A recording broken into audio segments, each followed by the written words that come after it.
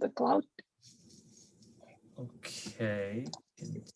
All right, so good evening, everybody. I appreciate you joining us tonight. We are honored to have Dr. Jaydeep Bhatt from New York University Langone Health Department of Neurology with us tonight.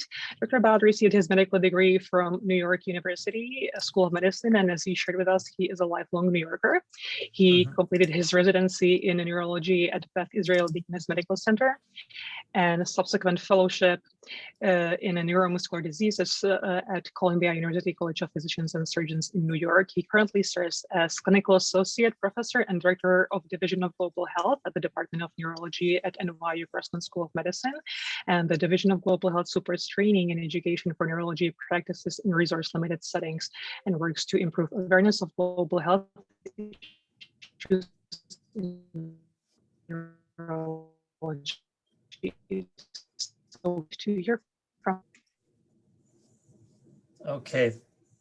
Can your feed is breaking up, but if I hear confirmation that you can hear me and see my slides. Yes, I can hear you and I can see your slides. Okay. Okay. Wonderful. That's I guess what we need. And it's a pleasure for me. Thanks so much for the invitation from Ohio State. This is a clinical passion of mine. And let me just go into, I believe, just a mode where I can present. Okay, here we go. And thanks for the kind introduction, Nicole. I've been here at NYU for 16 years, and I'm here to tell a story of how our clinical department of neurology at NYU Medical School immerses itself in resource-limited settings. There's, of course, no right way to do this. Every academic department in the United States and across the world does it differently. But there's some principles that I'll briefly talk about, and I'll tell you how we do it and how we involve our residents, which is the best part about this for me, is having our trainees at NYU, our neurology trainees, adult and pediatric neurology, participate in this. And so this is the objective of the talk. I'll talk a little bit about public health and the global burden of not just neurologic disease, but disease with metrics. We'll talk about different models of how to deliver neurological or healthcare delivery in resource-limited settings. I'm interested to hear how you have heard it done at Ohio State, or maybe you guys are doing it at Ohio State. This is the beauty of having a smaller seminar type like this, where we can all have a Q&A afterwards and discuss. That's where, in my opinion, where the real magic happens. And then we'll examine how US-based neurology programs are becoming involved in resource-limited settings briefly. Okay, so I'd like to just take a really wide first step back and talk about the demographics of this world we share. So if you were to draw a map of the world based on not sovereign lines of sovereignty, but based on population, this is how it would look. You could see the two big bulges in India and China, which are the second and first most populous nations on this earth. You see bulges in Africa and certain parts of Europe and Central America. And so you see that the reason I bring this up is because it's telling where many people live. Their healthcare is not like our healthcare. It's an obvious statement. And so when you think of metrics like doctors per 100,000 people, if the denominator is going up with the people and you don't have that many doctors because of a variety of factors, this creates gaps in knowledge. It creates gaps in healthcare, which is why I titled my talk Bridges Over Gaps, because we're trying to bridge these gaps with the work that we do. And so this is demography. And for those of you who might have either master's in public health or PhD in public health listening to this, you'll understand that this is important when you're a clinician like I am in a rich resource limited healthcare setting like the United States, to understand this. This is, I love this. First, I'd like you to look at the lower left-hand corner. Okay, you see that IHME? the Institute for Health Metrics. It is, if you go to this website, and I'm sure many of you have, and if not, you should go right after this talk. It is a wonderful introduction to global health. What do I mean by that? I mean, like literally the diseases of the world and their numbers. This is a recent analysis of diseases around the world with their incidence, prevalence. You see this bar graph is very simple. This is just death, but there's so many other metrics you can play with on the IHME website. This website has been instrumental in the COVID pandemic, tracking the disease around the world. So part of at least the way we view our work in this arena is to make impactful choices with what we are focusing on. And if you look at what's killing people around the world, you look at the top three: cardiovascular disease, cancer, and if you look at respiratory disease and lower respiratory infections, you think of pulmonary and respiratory tract. So, you know, at least for us as neurologists, when you think of the cardiovascular system in neurology, strokes are a huge cause of morbidity and mortality in the world, especially in resource-limited settings. So, you know, as a neurologist, just when I see graphs like this, it shapes the way I approach my educational mission and clinical mission, because you want to, I think the saying goes in slang, you want to get the most bang for your buck, right? So you want, for the time you're spending in these settings, you want to make differences for the disorders that are seen most. Now, this is going to change from setting to setting, and I'll talk about our settings in Uganda and Tanzania. I'm interested to hear about any stories and experiences you have had in other healthcare settings, resource-limited settings, for whoever's listening to this in the audience. Okay, so let's talk now. This is more big picture. I'm going to zoom in soon, but let's talk about critical elements of global health. Just before I proceed, and I'd like to maybe hear your thoughts about this, the term global health, I think, is becoming a little antiquated and culturally outdated. The reason is because all health is global, right? So for us as Americans, to see somebody in Eastern Europe or Asia or Africa and say, oh, their health problems are our global health, it doesn't make any sense, because if an African or an Eastern European or an Asian were to think about disease in the United States of America, they also would call it global health, right? So for me, that doesn't make sense, right? So I think the terminology will change. And I think what we really mean is what the title of the talk about is, what is healthcare in resource limited settings, because that makes it more accurate, because all health is global. And resource limited settings have definitions set forth by the World Health Organization. And, you know, there's low income, middle income, and high income countries based on numbers. And I feel like that's a better description. And so for those of you who have a public health background, I wasn't sure what to include. I wasn't sure of the public health backgrounds of the listeners of this, but basically, you know, there's four big components of public health: social determinants of health, which is the environments that leads to good health; universal health coverage, which is more a governmental initiative; health security, which is the concept that when there's an outbreak like COVID or Ebola or something that can kill many human beings, that there's plans in place to prevent those outbreaks through systems like our infrastructure and systems. And then there's health systems, which is so in this, I don't know if you could see my mouse, but it's in this square that NYU Neurology operates, right? It's hard to be in the other three squares unless you're a voting citizen of those countries, right? Because we don't, as Americans, we don't have, when we go to Uganda and Tanzania, we can't vote leaders into and out of power or own land or do these other things. But we certainly can work in the healthcare system, in the health systems.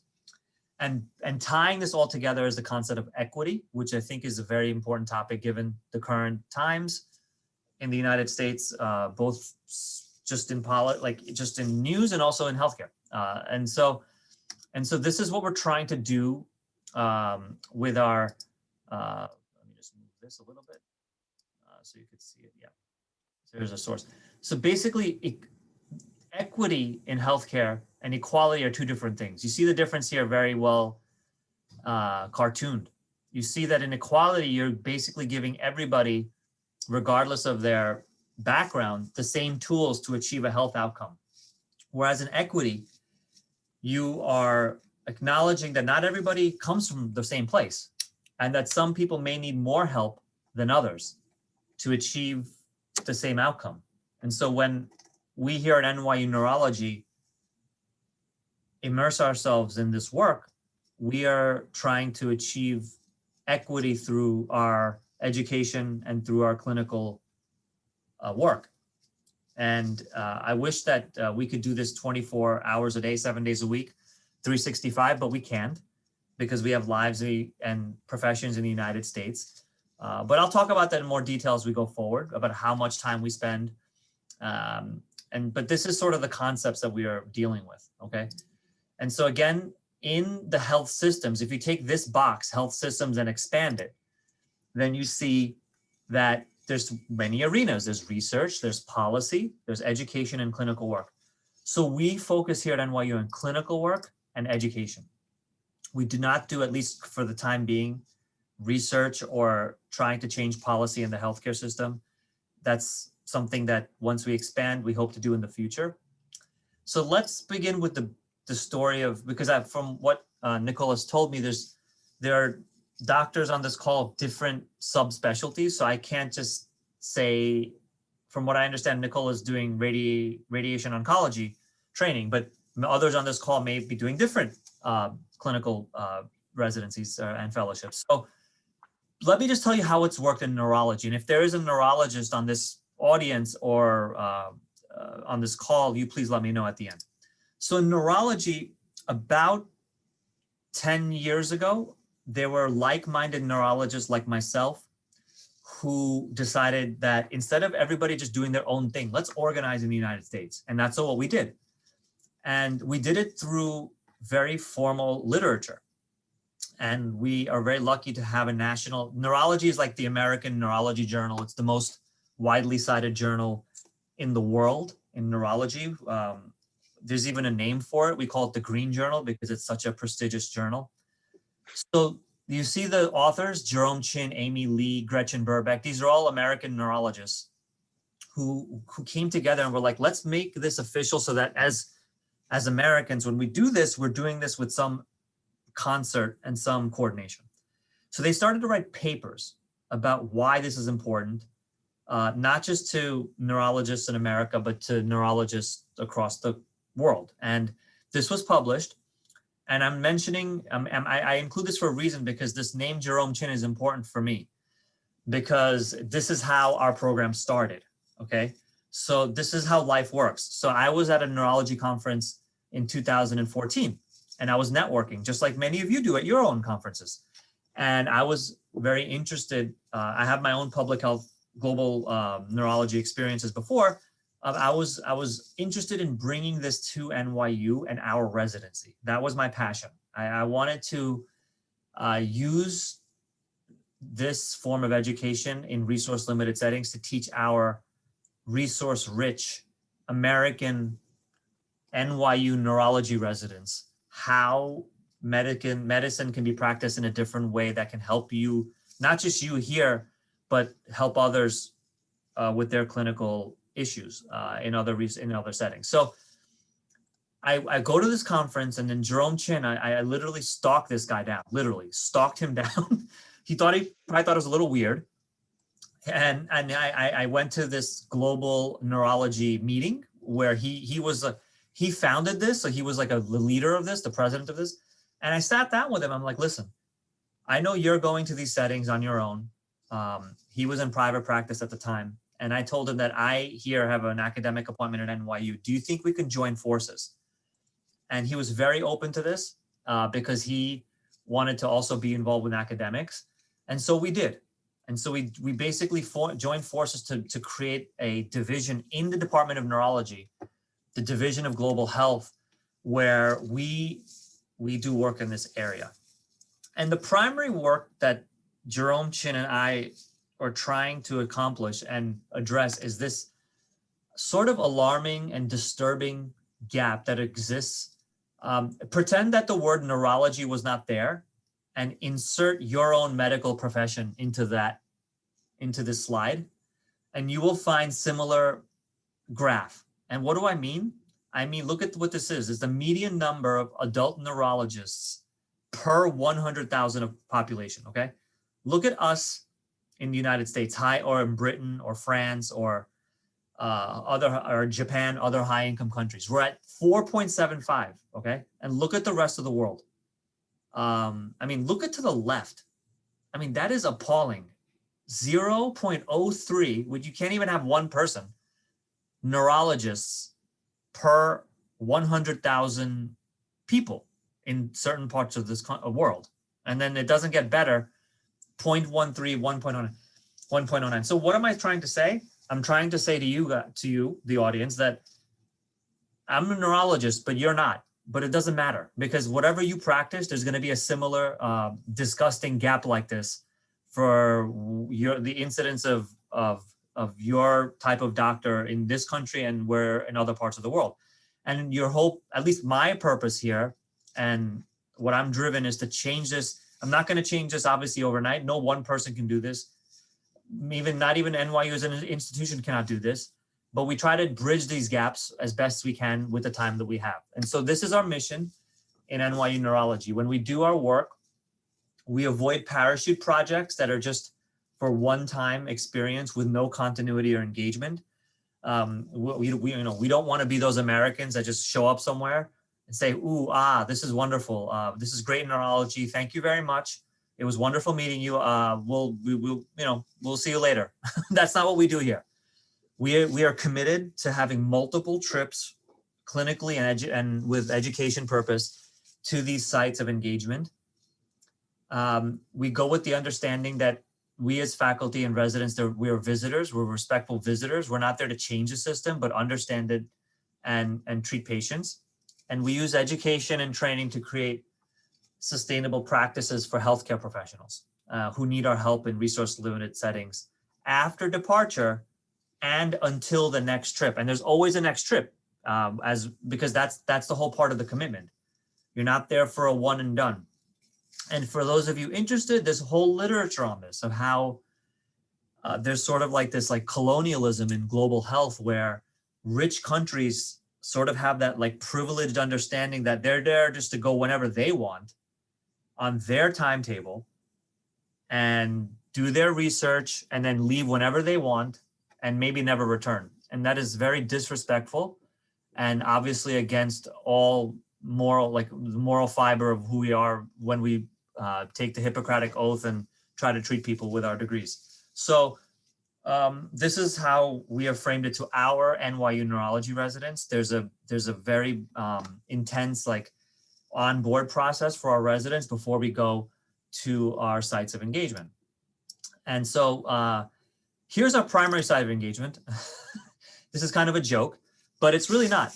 This is Dr. Chin and our NYU neurology residents. Okay, so you don't need to go outside. I'm sure you guys know this in Ohio State. You don't need to go outside the United States to find resource-limited settings. There are many resource-limited settings in this country.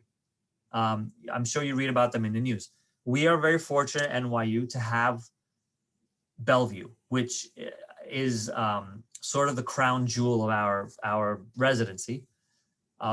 New York, as you all probably know, is a gateway to the United States for the rest of the world, one of many gateways. But if you look at the history of the United States, it was the first gateway because of Ellis Island. And so New York has this almost 200-year tradition of taking care of immigrants to the United States. And I'm very proud of that as a lifelong New Yorker. And at NYU, we have the crown jewel hospital of that history, which is Bellevue, it's known as, any NYU resident knows this hospital as the hospital you cut your teeth in, because there's immigrants from literally all over the world, literally.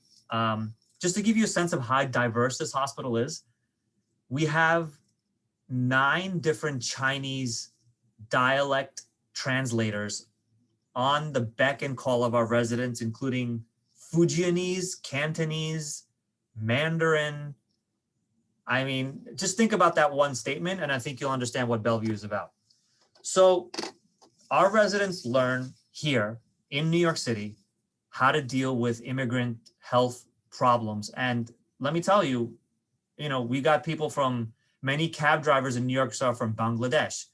Many laborers are from Latin America. We have immigrants. We have huge Ukrainian, Russian immigrant populations from that part of the world in Eastern Europe, not to mention, of course, Central America and South Asia. So if there's a population, an ethnic population, we're going to see it here.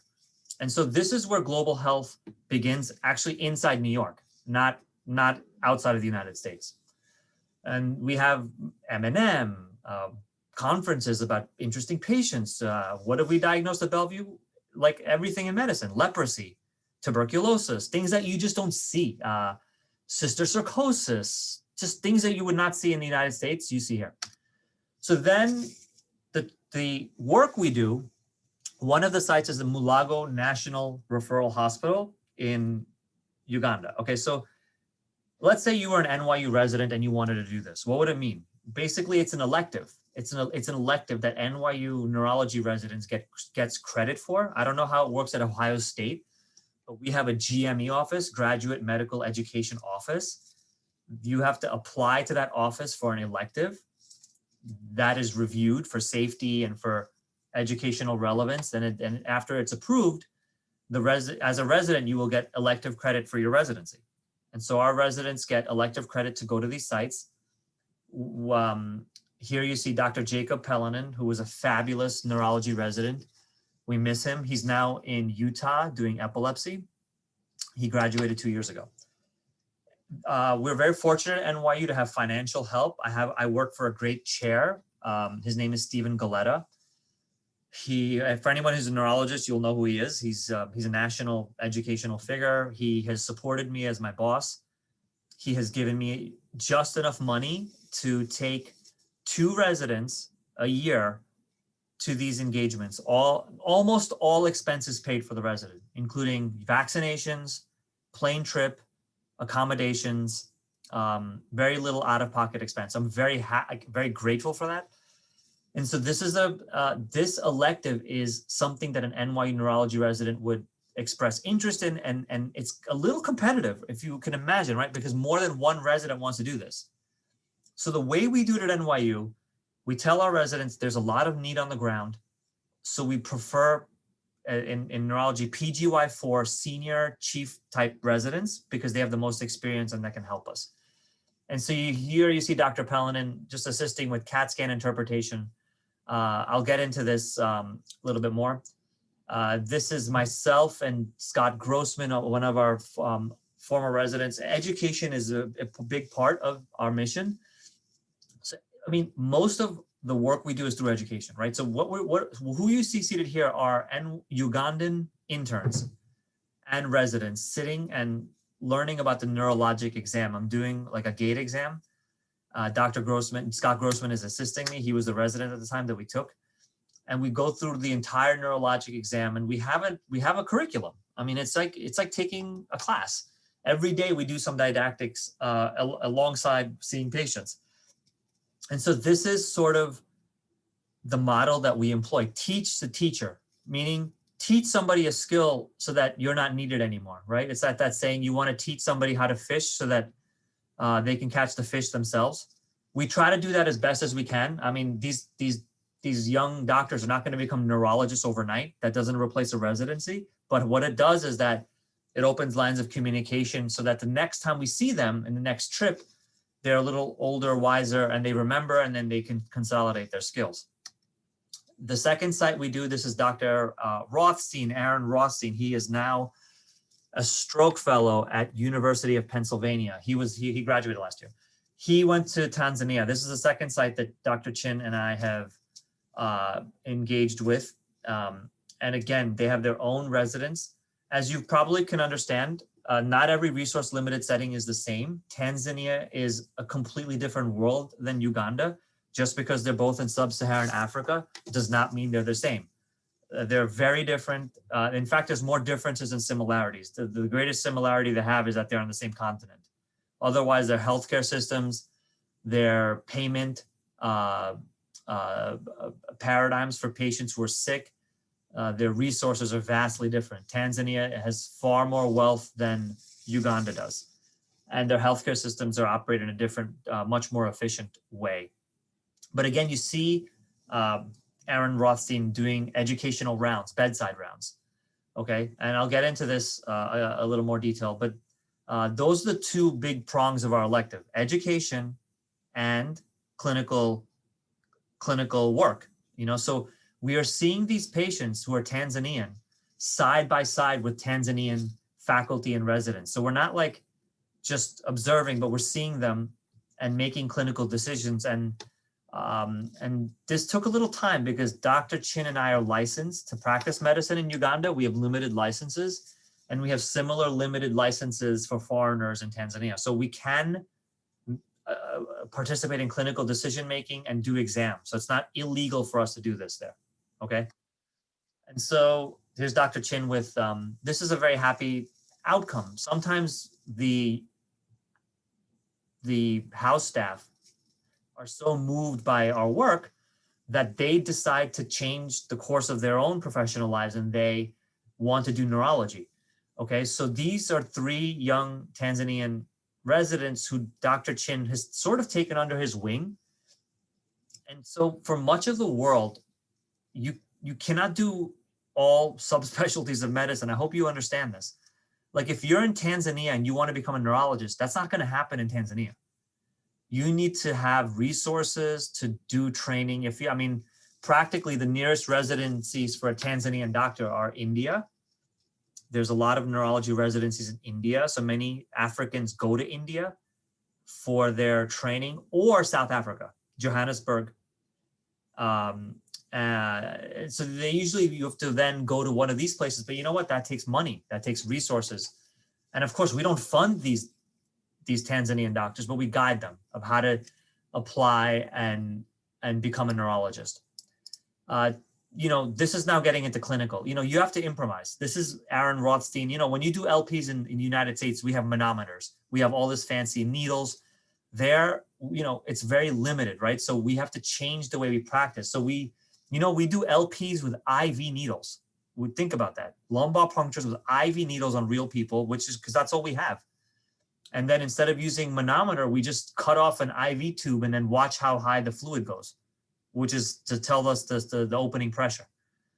So, this is just, I can go on and on for like another 5 hours about how we do this, but I don't want to take up too much time. This is another improvisation. Obviously when we do CSF glucose, we just send a tube down right to our labs.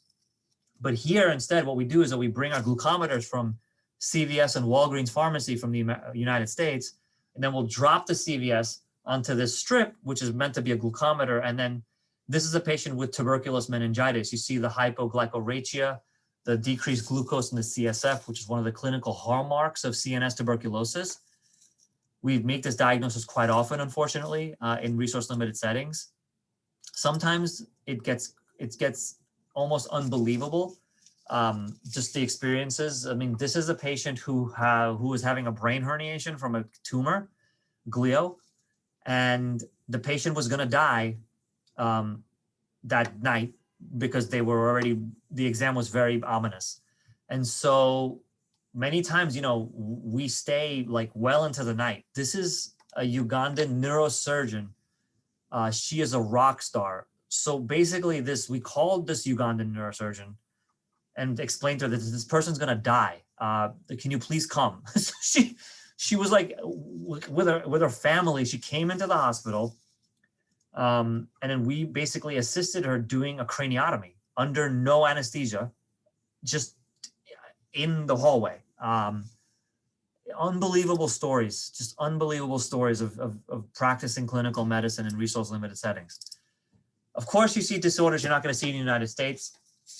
And even though, yes, we have Bellevue, yes, and we are New Yorkers and we see a lot of things at Bellevue, we don't see the advanced stages usually, like this goiter from iodine deficiency that we would see. This is a Ugandan child, part of our elective, we also spend 2 days at Ugandan orphanages where we have made some connections. So we see children there who know we are coming, and so we can guide them with their care. Part of practicing healthcare is being prepared for how that part of the world views diseases. So this we see way too often, unfortunately. This is, as you know, epilepsy is prevalent around the world and not treated as properly in resource-limited settings. So this is where many women take the brunt of as is true for many other diseases. To be a woman in a resource-limited setting creates additional obstacles to your healthcare, because many women run the house, they cook, they manage their children due to the roles that have been set forth to them. And so this happens way too much. You see a woman who is just trying to get through her day and work and take care of her children, and then she has a seizure while she's cooking and burns herself. And I mean, every time we go, we'll see, like, in the 3-week elective, we'll see like probably 6 or 7 women with hands like this, just because they have uncontrolled epilepsy. They don't have access to healthcare. And so, of course, what we're trying to do is again, remember that slide on equity, right? Some patients need more help than others. And many times it's the women in these settings that need more help because of the stigmas against them, because of their roles. When you go to a healthcare setting, you have to be prepared for traditional healthcare remedies. In Uganda, I'll only speak for what I see. In Uganda and some rural parts of Uganda, if you have a peripheral neuropathy with paresthesias, they, like a healer from your village, will come and literally create lacerations on your feet because they think that doing this will cure the neuropathy. So we see this quite often in Uganda. This is the team, right? So this is me.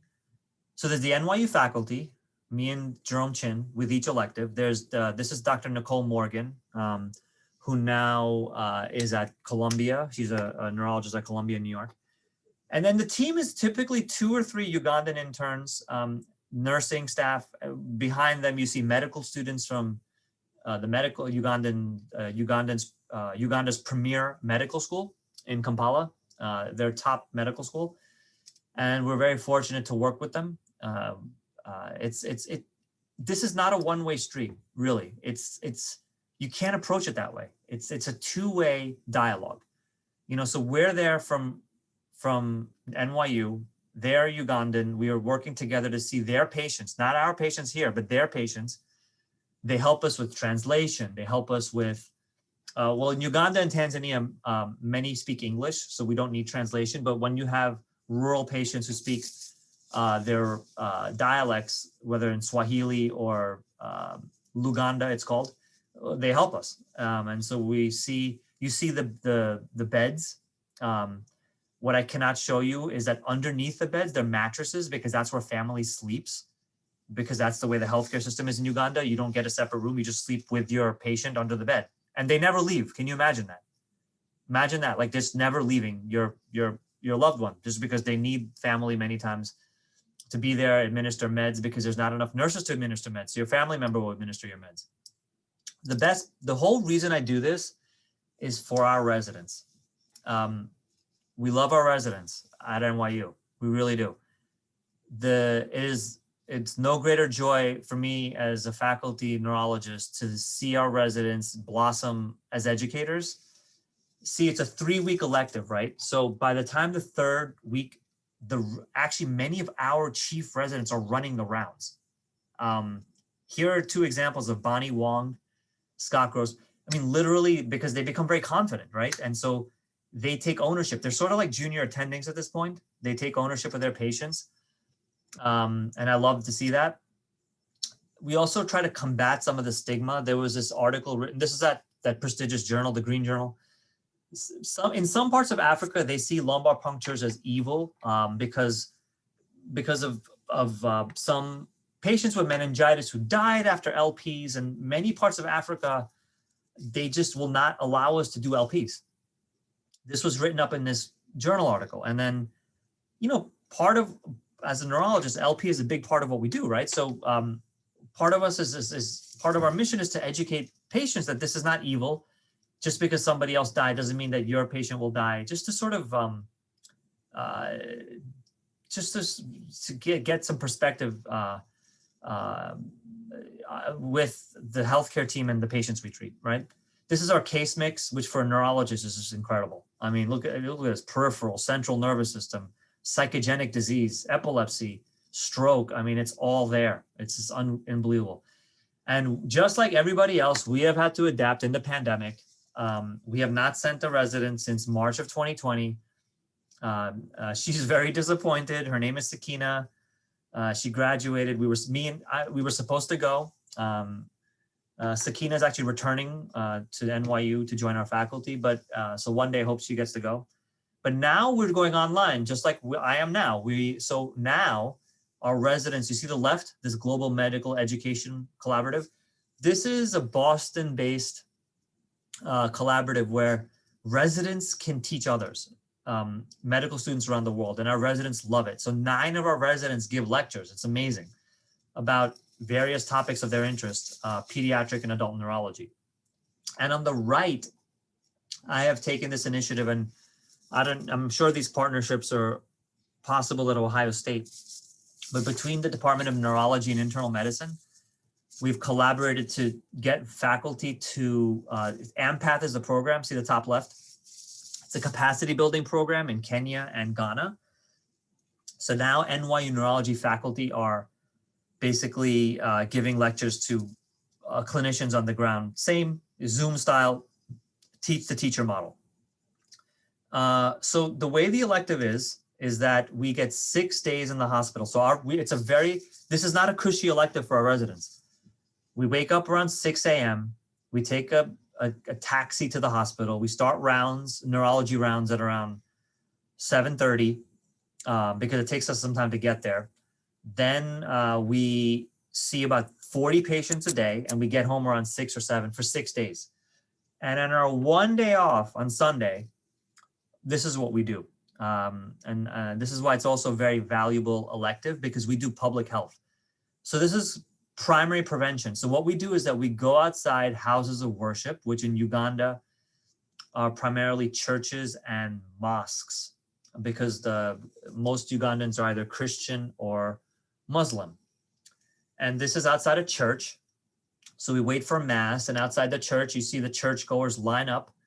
We set up a tent, and basically we do screening for hypertension. This is me and Dr. Chin and our residents. Dr. Chin created this organization called ASAP. Here's the website where, there's resources for setting up sites around the world. Why do we do this? Because of that first line.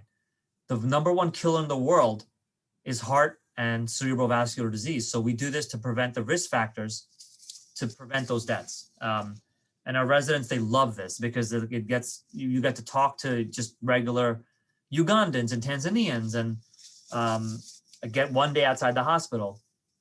And it's fabulous because this is the whole, crux of public health. So it's not just like clinical medicine, it's public health, what we do in our electives. And I'll end this, my last slide. We're all looking for some brain power at this time of day. It's 5:43 p.m., at least where I am. So it's been a long day. Thanks for having me. And now I think the most important part of the lecture is talking to each other. So I'm happy to take your questions about either the work I do. I'm really interested to hear about the work you do. If you guys have had experiences to sort of like, and you want to ask me questions in that context, please do so. Thank you so much, Nicole. Thank you so much, Dr. Bhatt. I really enjoyed your lecture. If anybody has a question, feel free to type it in the chat or raise your hand and I will unmute you. I will start with a couple of my questions. You mentioned at the beginning that there was really fragmentation or siloing between different neurology programs doing their own thing, so to speak. And I think this is still a very common pattern that, at least in our field, I hear a lot from my fellow residents or even young faculty that, oh yeah, we're doing this and that in that country or in that hospital, and there Right. is absolutely no connection to anybody outside of their program or even that person. So I was wondering, what was the really uniting force in neurology that helped overcome this, at least partially? I mean, this is where you have to give credit where credit is due. I mean, this Jerome Chin, my colleague, whose multiple pictures you saw, I cannot give one individual credit, but I have to give him and those other two authors on that paper, Gretchen Burbeck, who now is at Rochester, and Amy Lee, who is a neurologist in private practice in San Francisco. Sometimes, you know what, Nicole, like it's so daunting because you think of like, how am I gonna, because you do radiation oncology, right, Nicole? Mhm. Is that right? So like, I'm putting myself in your shoes. How am I going to unite all the radiation oncologists in the United States of America to get together and tackle global problems? But in the end, it only took 3 people. So you need a fire in your belly. You need to have your mentors, like radiation. I'm just speaking on Nicole's, from her perspective, radiation oncology attendings who are like-minded, to go to your radiation oncology conference, national conference, and tell the leaders that this is something we'd like to organize. That's how it happened in neurology in the United States of America. But you see how long it took us. This didn't happen like in 1985. It should have happened in 1985. It didn't happen in 1985. It happened in 2013. So these things take time. It's daunting when you try to think about it too much. You need to, like, for me, I had to collaborate with somebody who was not at NYU, because for me, as a faculty member, I didn't have a mentor who was passionate enough at NYU to talk to the national leaders. But in the end, the way I saw it, I didn't need someone above me. I just needed someone with me, right? So that is the way I saw it. And thankfully for me, I didn't have to do what Jerome Chin had to do, which is to be the first person in the United States of your clinical subspecialty who says, you know what, enough is enough. Enough fragmentation. I am going to put blood, sweat, and tears into organizing like-minded radiation oncologists or whatever have you in this country. So the way we have done it, though, it's reduced redundance. So the dream would be like if every American neurologist went to the same place. That's just not going to happen, you know, because I know my colleagues in the, in the United States, there's at this time, there's probably 7 programs. There's Harvard, there's us, Hopkins, Penn, Stanford, some programs in Chicago that are doing active, like sending their residents. Okay.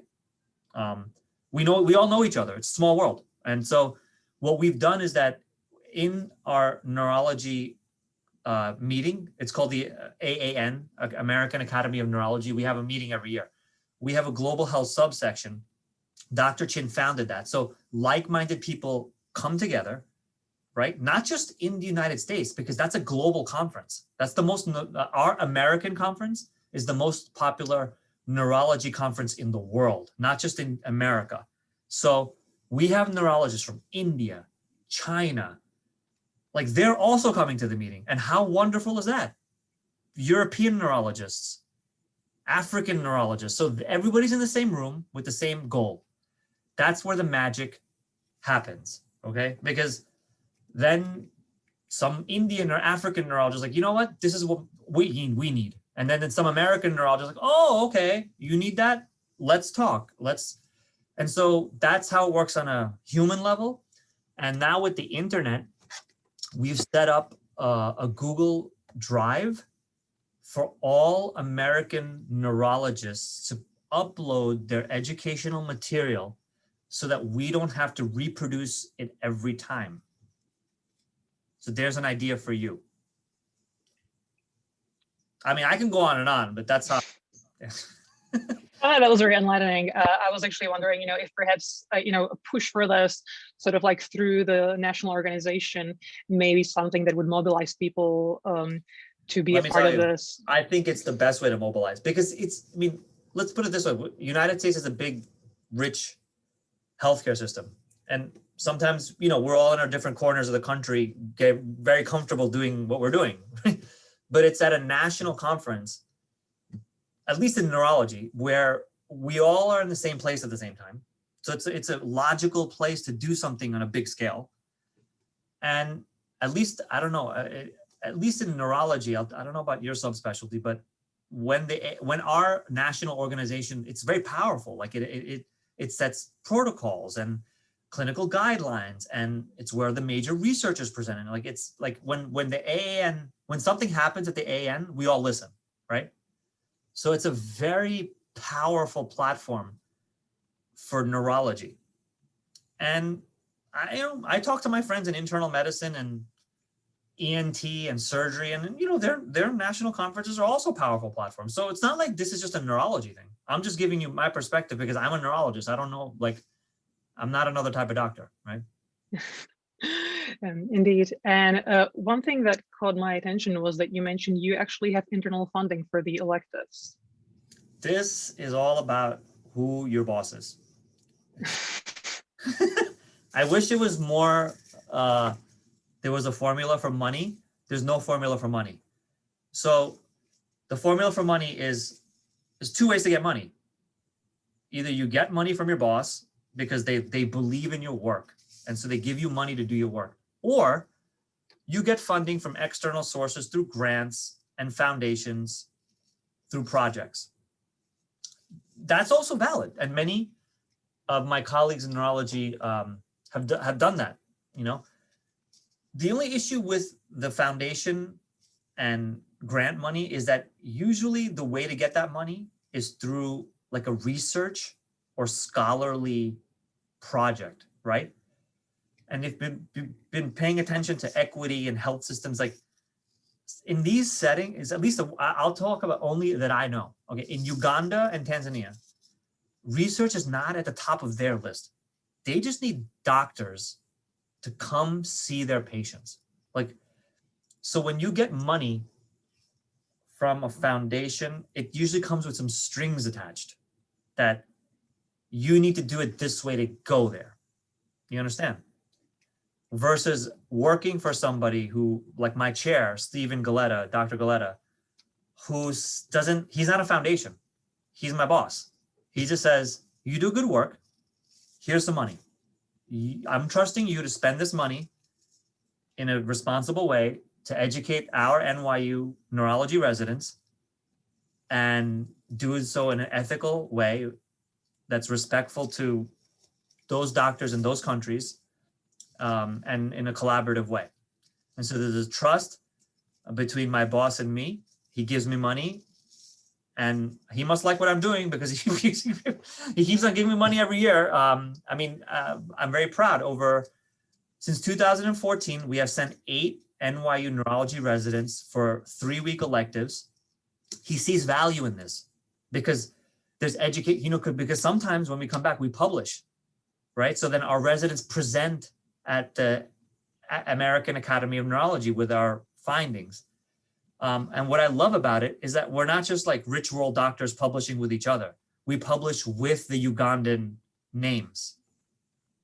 All right, that you should never do that if you're a rich world doctor, where you go to some place, see a fascinating patient, and then you get the intellectual ownership of that and all the credit. That's not fair. That's wrong. That's very wrong. Don't ever do that. If you're ever going to do this, involve the doctors and have their names on the publication.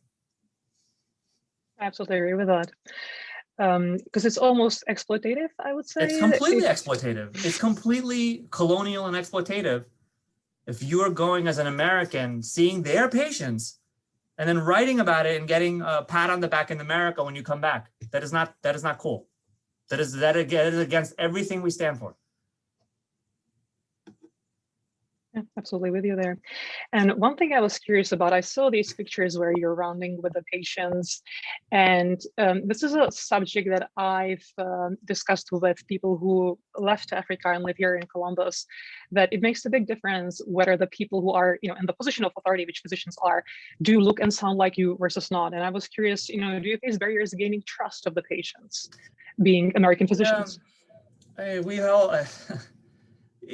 Okay, so it's so interesting because it's in their hands of how they perceive you. You can only, right? So this is why we round as a team. So like from the patient's perspective, they see a team of doctors. And now I don't look like Ugandan patients, most of them.